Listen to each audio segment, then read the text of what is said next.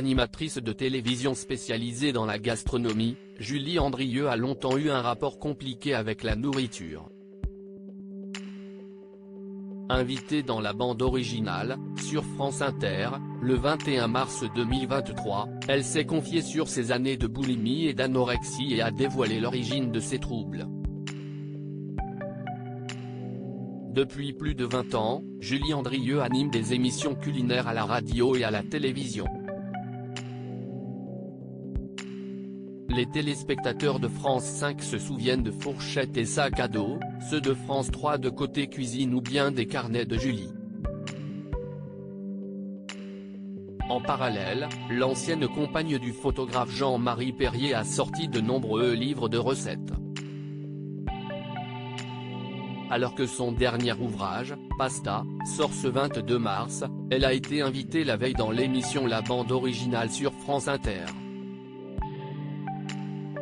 La journaliste Leïla Kadour a alors évoqué l'adolescence de l'animatrice, lors de laquelle elle est entrée dans la boulimie, l'anorexie. Un sujet que Julie Andrieux avait déjà évoqué en juin 2022 auprès de Télévision Magazine. J'ai été, tout comme ma mère, une adolescente ronde. J'ai essayé toutes sortes de régimes plutôt drastiques qui ne fonctionnaient pas, avant de trouver un équilibre en mangeant sainement, avait-elle révélé. C'est arrivé naturellement. Cuisiner aide à se nourrir sainement. En cuisinant les légumes, les enfants prennent plaisir à les manger.